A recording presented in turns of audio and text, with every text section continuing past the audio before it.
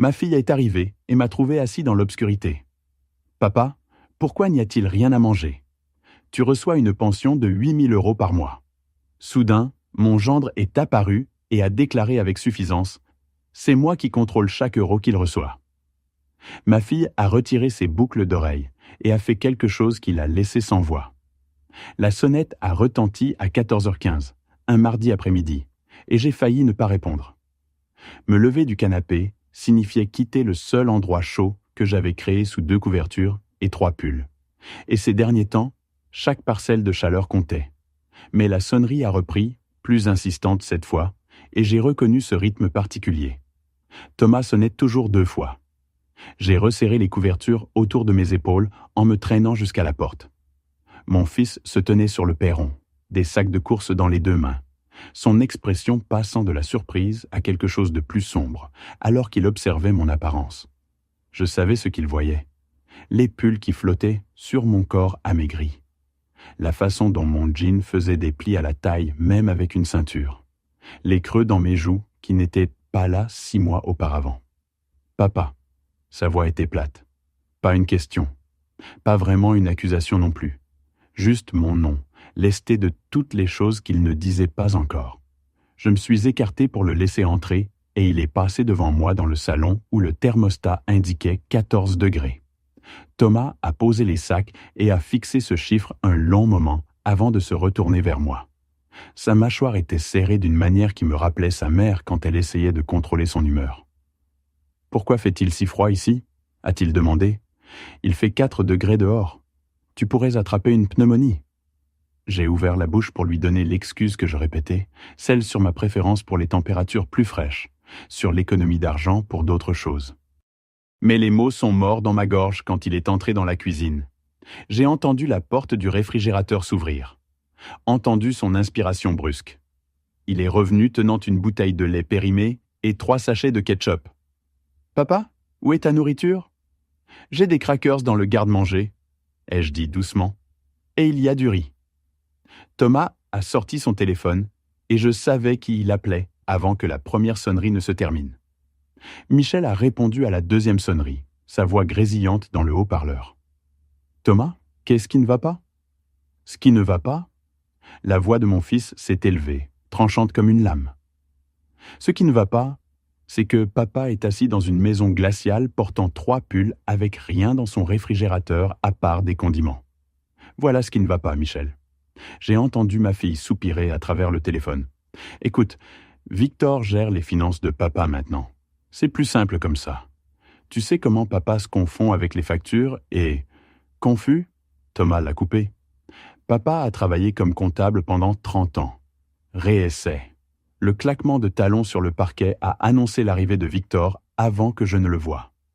Mon gendre est apparu dans l'embrasure de la cuisine et il souriait. C'était cette partie qui m'a retourné l'estomac. Il souriait réellement en regardant Thomas, puis moi, puis de nouveau Thomas. « Y a-t-il un problème ?» a demandé Victor, sa voix mielleuse. « Oui, il y a un problème, » a dit Thomas. « Pourquoi mon père meurt de faim ? Il reçoit une pension de 8 000 € par mois. C'est largement suffisant pour vivre confortablement. » Victor s'est adossé au chambranle comme s'il avait tout son temps. « Eh bien, quelqu'un doit gérer cet argent de manière responsable. Votre père le gaspillerait si nous lui laissions l'accès. D'ailleurs, je considère ça comme un paiement équitable pour lui permettre de continuer à vivre dans cette maison. Vous savez combien coûtent les soins à domicile de nos jours ? » Les mots flottèrent dans l'air comme du poison. « Lui permettre, dans ma propre maison. La maison que Marie et moi avions achetée il y a 40 ans. La maison où j'avais élevé mes 2 enfants. » Le visage de Thomas est devenu complètement vide.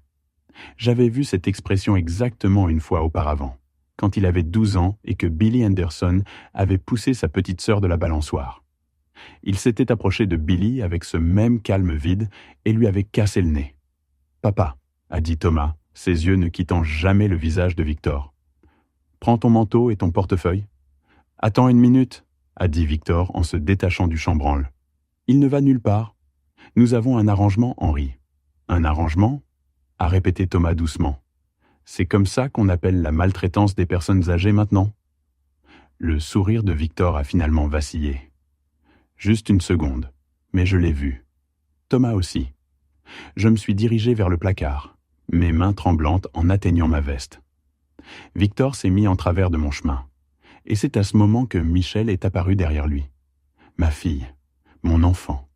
Elle a posé sa main sur l'épaule de son mari et m'a lancé un regard d'excuse qui, d'une certaine manière, rendait tout encore pire. « Papa, peut-être devrais-tu juste rester ici » a-t-elle dit. Victor a raison. L'argent doit être géré correctement. Et... gérer ? La voix de Thomas aurait pu geler l'eau. C'est comme ça que tu appelles voler la pension de quelqu'un pendant qu'il meurt lentement de faim ? J'avais maintenant mon manteau, mon portefeuille serré contre ma poitrine comme un bouclier. Thomas a pris mon bras doucement, me guidant vers la porte, et Victor a réellement ri. « Tu ne peux pas juste le prendre » a-t-il dit. « J'ai une autorité légale sur ses finances. Il n'est pas compétent pour... » « On verra bien » a dit Thomas. Nous étions à la porte quand Thomas s'est arrêté et s'est retourné. Sa voix est descendue si bas que j'ai à peine entendu les mots suivants. Mais ils ont envoyé de la glace dans mes veines d'une manière qui n'avait rien à voir avec la maison froide. « Papa, j'ai besoin que tu me fasses confiance pendant les 3 prochains mois. Ne dis à personne ce que nous allons faire. Tu peux faire ça ?» J'ai hoché la tête, ne comprenant pas, mais sachant dans mes tripes que quelque chose avait basculé. Quelque chose d'irréversible. Derrière nous, Victor parlait encore, expliquait toujours pourquoi tout cela était parfaitement raisonnable. Mais Thomas me guidait déjà en bas des marches du perron vers sa voiture, et j'ai réalisé que je tremblais pour une raison entièrement différente maintenant. Mon fils avait un plan, et d'après l'expression sur son visage, Victor n'avait aucune idée de ce qui allait arriver. Thomas n'a pas parlé pendant le trajet, ses jointures blanches sur le volant. Quand il s'est garé aux urgences de l'hôpital Saint-Louis, j'ai protesté. Je n'ai pas besoin d'un hôpital. Quand as-tu eu un vrai repas pour la dernière fois ? Je ne me souvenais pas. L'infirmière m'a enregistré pour étourdissement et fatigue. Sur la balance, 47 kg. J'en pesais 62 avant. Thomas a montré au médecin une photo de moi à Noël dernier. Joues pleines, yeux brillants. Un homme que je connaissais autrefois. Les résultats sont tombés. Monsieur Dubois, vous êtes gravement dénutri. Vitamine D inexistante, B12 critique. Vous avez perdu 15 kg en 6 mois. Votre corps se mange lui-même. Thomas photographiait tout. Résultats, notes médicales, évaluation. Patricia, l'assistante sociale, a écouté mon histoire. Victor prenant ma pension, le réfrigérateur vide, le sac de riz devant durer 2 semaines. J'ai pleuré pour la première fois depuis des mois. C'est de la maltraitance envers les personnes âgées, a dit Patricia. Un crime. Le mot m'a frappé comme un coup de tonnerre. Crime. 2 heures plus tard, avec un dossier de documents médicaux, Thomas m'a emmené dans une banque inconnue. Un banquier m'a aidé à ouvrir un compte, seulement à mon nom. Nous allons rediriger une partie de ta pension ici, juste assez pour que Victor ne remarque pas tout de suite. Cet argent est à toi, papa. Ce soir-là, devant un bol de soupe, Thomas a ouvert son ordinateur. « Papa, tu dois voir ça. » L'historique de recherche de mon ordinateur défilait. Calculateur d'espérance de vie hommagé. Délai moyen avant distribution d'héritage. Comment obtenir une procuration. Symptômes de carence nutritionnelle, personnes âgées. 2 ans de recherche. Victor planifiait combien de temps je vivrais et comment accélérer le processus. Mes mains tremblaient violemment. Thomas les a prises dans les siennes. Nous allons arranger tout ça, mais j'ai besoin que tu me fasses confiance. J'ai vu la détermination farouche que je lui avais transmise. Oui, ai-je murmuré. Quoi qu'il en coûte. Le lendemain, pendant que je mangeais de vrais œufs brouillés, Thomas a téléphoné à un avocat. Nous avons rendez-vous à 11h avec Maître Caldwell. Il est spécialisé dans les cas comme le tien. Dans son bureau élégant du centre-ville, Caldwell m'a observé attentivement. La perte de poids, les mouvements prudents, les mains tremblantes. Avant de discuter stratégie juridique, seriez-vous prêt à subir des tests cognitifs ? Victor prétendra que vous étiez confus. Nous allons éliminer cet argument. 3 heures de test. Mémoire, résolution de problèmes, reconnaissance de motifs. Mes paumes transpiraient. Caldwell a souri en examinant les résultats. Votre fonction cognitive est excellente, meilleure que la moyenne pour votre âge. Maintenant, parlons de ce qui vous a été fait. Thomas a étalé les relevés bancaires. L'avocat les a étudiés, son expression s'assombrissant. 2 ans. Il vous a volé systématiquement. Près de 200 000 euros. Le chiffre m'a fait tourner la tête. L'argent que Marie et moi avions épargné toute une vie. Jennifer Moreau, experte comptable judiciaire, a tracé chaque transaction. Des sacs à 3 000 euros. Des vacances à Hawaï à 8 000 euros. Des restaurants luxueux. Tout payé avec mon argent pendant que je mourais de faim. C'est suffisant pour des accusations criminelles, a-t-elle dit. Fraude, maltraitance, exploitation financière. Caldwell a créé une fiducie irrévocable. Ma maison achetée en 1985, mes comptes d'investissement, ma police d'assurance vie, tout protégé avec Thomas comme seul fiduciaire. Victor n'aura aucun accès. Tout est verrouillé. J'ai signé page après page, ma main tremblant si fort que Thomas devait stabiliser mon poignet. Le Nouveau Testament était plus difficile. Voir le nom de Michel avec un euro à côté a serré ma gorge. Ma fille, qui grimpait sur mes genoux quand elle avait des cauchemars. « Vous êtes sûr ?» a demandé Caldwell doucement. J'ai pensé à Michel, hochant la tête pendant que Victor expliquait pourquoi me laisser mourir de faim était raisonnable. J'en suis sûr. Thomas a collecté des témoignages partout. Jérôme le facteur m'avait vu fouiller les poubelles. Lisa la pharmacienne avait noté quand j'avais arrêté mes médicaments. Madame Rousseau avait vu mes lumières éteintes, la nouvelle voiture de Victor. « Tout le monde a vu », a dit Thomas. « Ils sont tous prêts à témoigner. » Ce soir-là, Caldwell a appelé. « Tout est en place. Vos actifs protégés, testament déposé, documentation écrasante. Nous attendons le bon moment. »« Quand ?» ai-je demandé. Thomas a souri, de ce sourire d'acier. « Très bientôt, papa. » Le samedi suivant, dans la chambre d'amis que Thomas avait préparée, quelque chose s'est brisé en moi. Cette pièce était chaude, le lit doux, le réfrigérateur rempli de nourriture que j'étais autorisé à manger. Je me suis effondré sur le lit en sanglots. Thomas m'a tenu pendant que je pleurais. « Tu es en sécurité maintenant, papa ?» J'ai mangé mon premier vrai déjeuner en moi. Sandwich à la dinde, pommes, lait. Mon estomac protestait, mais je m'en fichais. Thomas tapait sur son téléphone. « Je dis à Michel que tu vis avec moi maintenant. Papa reste avec moi. Vous n'êtes plus nécessaire. Merci pour votre aide passée. » Le « merci » était glacial. Dans les 5 minutes, appels et messages de Victor ont afflué. « Où est-il ? Tu ne peux pas le prendre. »« Appelle maintenant. » Thomas a éteint son téléphone. « Ils vont venir. Laisse-moi gérer. » Lundi après-midi, coup agressif à la porte. Thomas a bloqué l'entrée. « Où est l'argent de la pension ?» a exigé Victor. « Papa va bien. La pension va sur un compte où seul lui a accès. » Victor est devenu rouge. « J'ai une procuration. »« Non, tu as juste volé sa carte et prétendu avoir une autorité. Je mérite compensation. Tu sais combien coûtaient les soins ? » « Soins ?» Thomas a montré son téléphone. Il pesait 47 kilos. Malnutrition sévère documentée. « Nous prenons un avocat !» a crié Victor. « Parfait. Expliquez au juge les 200 000 euros volés, les sacs à 3 000 euros, les vacances à Hawaï, pendant que papa fouillait les poubelles. » Victor a pâli.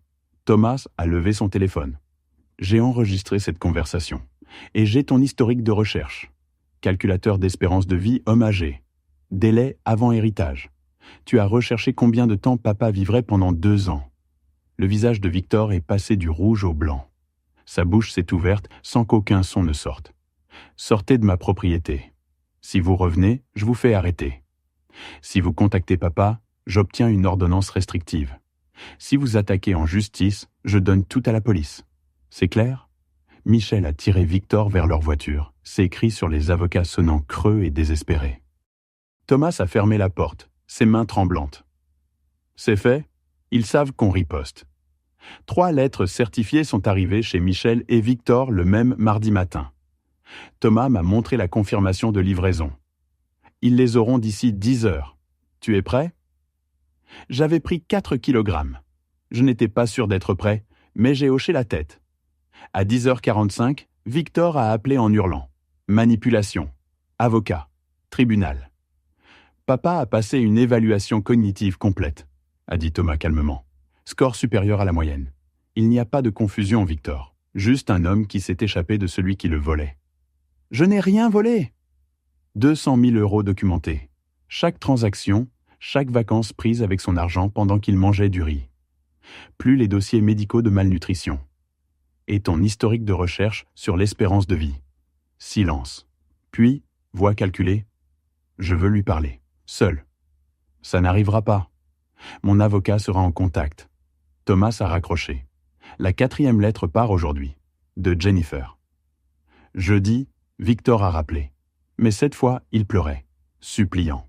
L'expert comptable avait tout détaillé. Chaque sac de designer avec reçu. Les vacances à Hawaï, hôtel par hôtel. Les spas, les restaurants. Demande de restitution plus dommages punitifs. 500 000 euros. S'il vous plaît, je vais tout rembourser. Arrêtez juste ça. Tu devrais en discuter avec ton avocat, a dit Thomas. Cette nuit-là, Michel a appelé mon téléphone, celui qu'elle appelait depuis l'adolescence. Papa, sa voix brisée. Dis-moi que Victor ment. Ment sur quoi? Il a dit qu'il ne m'avait épousé que pour l'argent, pour ton argent, qu'il a gaspillé des années à attendre un héritage. La douleur dans sa voix était réelle. Une partie de moi voulait la réconforter, mais l'autre partie se souvenait de son silence. Tu savais que tu perdais du poids, que tu ne pouvais pas te permettre de nourriture? Et tu as vu mon réfrigérateur, Michel? Tu m'as vu porter 3 pulls parce que je ne pouvais pas me permettre le chauffage. Je pensais que tu étais têtu. Victor disait que tu refusais de manger. Elle s'est arrêtée. Oh mon Dieu, je l'ai cru, tout cru. Oui, tu l'as fait. Elle a raccroché sans au revoir. 3 jours plus tard, elle demandait le divorce. Mais Caldwell a découvert quelque chose qui a glacé mon sang. Victor a souscrit une police d'assurance vie sur vous. 500 000 euros. Il y a 3 ans. Vous êtes l'assuré. Lui, le bénéficiaire. Ma signature était contrefaite en bas. Fraude à l'assurance, a dit Caldwell sinistrement. Combiné avec l'historique de recherche et la négligence documentée, cela établit une intention claire. Thomas a pris ma main. Papa, il attendait que tu meures. Les mots ont fait écho pendant des jours. Papa, d'autres personnes ont besoin de savoir, a finalement dit Thomas. Ils doivent de savoir ce qu'il faut surveiller. C'est comme ça que nous nous sommes retrouvés chez Monica Durand, journaliste spécialisée en protection des consommateurs. En décrivant le réfrigérateur vide, les 3 pulls, les feuilles de calcul de Victor, j'ai réalisé que l'anonymat n'aurait pas d'importance. Tous nous reconnaîtraient. « Êtes-vous à l'aise avec ça ?» a demandé Monica. J'ai pensé à la signature contrefaite, aux vacances à Hawaï, pendant que je fouillais les poubelles. Oui, je suis à l'aise avec ça. Le reportage a été diffusé jeudi soir. Je reconnaissais à peine ma voix décrivant comment mon gendre m'avait affamé. Monica avait interrogé avocats et assistants sociaux sur les signes d'alerte. Le reportage était dévastateur. Mon téléphone a sonné dans l'heure. Amis de l'église, anciens collègues, Madame Rousseau pleurant ses excuses. Le monde de Victor s'effondrait. 3 collègues ont appelé Thomas.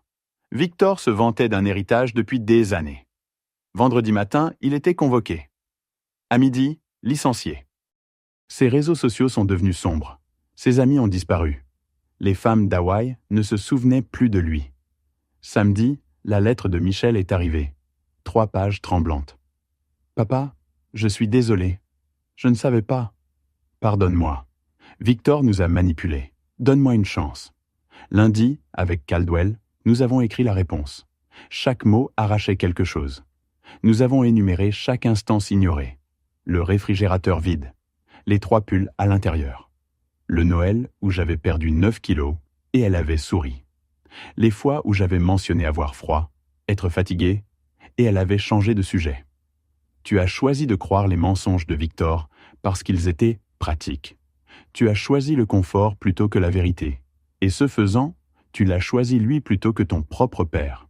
Certains choix ne peuvent pas être défaits. J'ai signé d'une main ferme. Le procès criminel a commencé en octobre. Victor avait maigri, ses vêtements paraissaient de bon marché. Il ne m'a pas regardé une fois. Maître Daniels a présenté tout. 200 000 euros volés, malnutrition documentée, historique de recherche, calculateur d'espérance de vie, délai avant héritage, symptômes de carence chez les seniors, puis la feuille de calcul, Excel.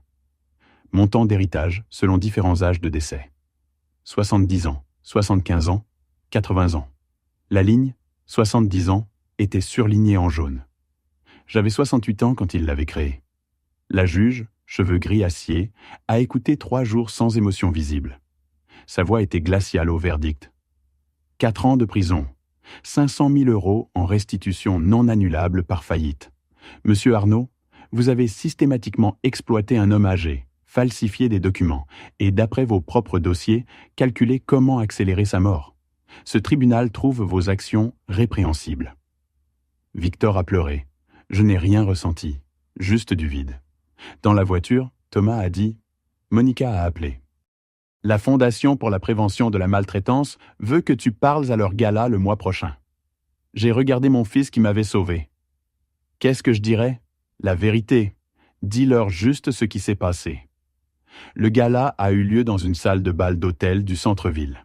Le genre avec des lustres en cristal et des tables rondes couvertes de nappes blanches. Je portais un costume bleu marine que Thomas m'avait acheté, et j'avais pris assez de poids pour qu'il me convienne correctement. 10 kg depuis ce mardi après-midi où il m'avait trouvé dans 3 pulls. Je ressemblais à nouveau à moi-même dans le miroir, et cela seul ressemblait à une sorte de revanche. Il y avait 300 personnes dans l'audience quand j'ai marché vers le podium. Mes mains tremblaient alors que j'agrippais les bords et regardais tous ces visages. J'avais préparé des notes, mais soudain, elles semblaient inadéquates. Alors, j'ai juste commencé à parler.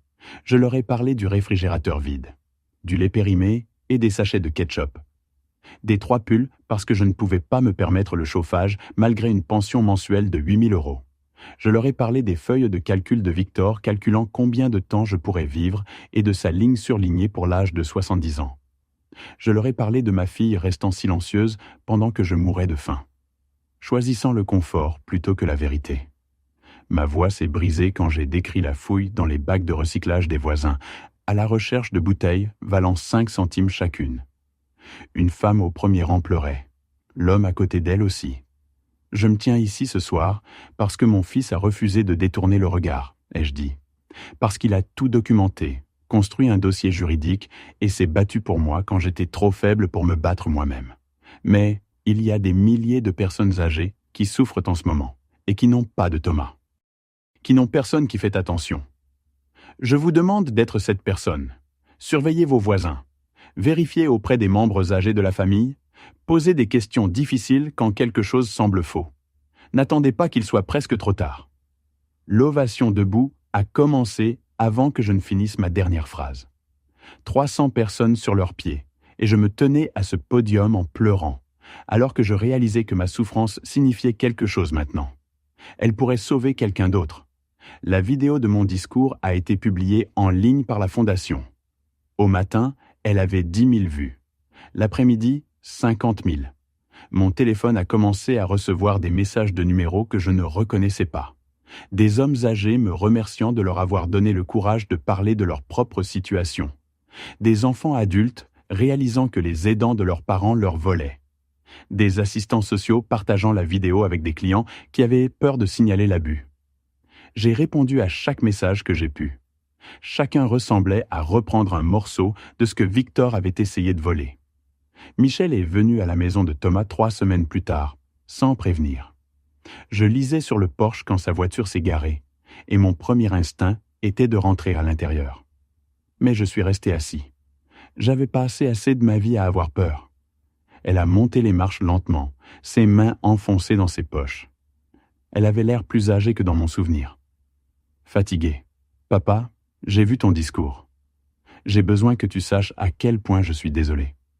Je sais que tu es désolé, Michel. Alors, s'il te plaît, a-t-elle dit, sa voix se brisant. S'il te plaît, pardonne-moi. J'ai fait une terrible erreur, mais je suis toujours ta fille. Je l'ai regardée pendant un long moment, cette femme qui était autrefois mon bébé. Tu m'as vu mourir de faim et tu n'as rien fait. Tu m'as vu porter 3 pulls à l'intérieur et tu n'as rien dit. Tu as donné mes informations financières à un homme qui calculait combien de temps je vivrais et quand il pourrait collecter mon argent. Tu l'as choisi, lui, plutôt que moi, chaque jour pendant 2 ans. J'ai été manipulé. Il m'a menti sur tout. Il ne t'a pas rendu aveugle, Michel. Il ne t'a pas fait ignorer ce qui était juste devant toi. Je me suis levé, mes jambes stables sous moi. Certaines trahisons ne peuvent pas être pardonnées. J'ai besoin que tu partes maintenant. Elle a essayé d'argumenter, mais Thomas est apparu dans l'embrasure derrière moi. Elle a regardé entre nous deux, puis est retournée à sa voiture sans un autre mot. Je vis avec Thomas maintenant, dans la maison qu'il a achetée l'année dernière avec une partie de la fiducie.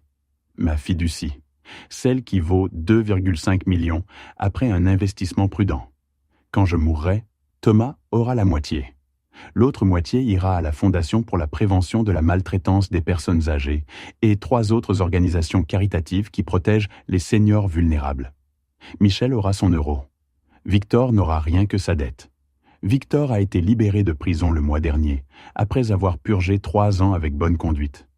Il travaille maintenant dans un magasin discount au salaire minimum. Il paiera cette dette de 500 000 € pour le reste de sa vie. Je le sais parce que Jennifer, l'expert comptable judiciaire, m'envoie des mises à jour trimestrielles. J'ai 72 ans maintenant, en bonne santé. Je fais du bénévolat 2 fois par semaine dans un centre pour seniors et j'ai aidé 4 personnes âgées à reconnaître et signaler des abus financiers. 4 personnes qui auraient pu finir comme moi si elles n'avaient pas entendu mon histoire et su ce qu'il fallait surveiller. La plus grande revanche n'est pas que Victor ait tout perdu. C'est que j'ai survécu, et en survivant, je suis devenu la voix pour les gens qui ne peuvent pas encore parler. Chaque personne que j'aide, chaque famille que je protège, chaque euro qui va à la prévention de la maltraitance des personnes âgées, au lieu d'aller aux gens qui ont essayé de m'exploiter, c'est la revanche qui compte.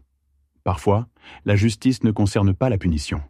Parfois, il s'agit de transformer la douleur en but et de prouver que ceux qui ont essayé de vous détruire vous ont seulement rendu plus fort. Des histoires comme celle-ci nous rappellent que la justice ne vient pas toujours rapidement, mais elle vient pour ceux qui refusent d'abandonner. Merci d'avoir écouté mon histoire. Si elle t'a touché, laisse un like, écris en commentaire ce qui t'a le plus parlé et abonne-toi à la chaîne. Beaucoup d'autres histoires arrivent. Ce n'est pas la fin de la mienne, c'est seulement le début de quelque chose de meilleur.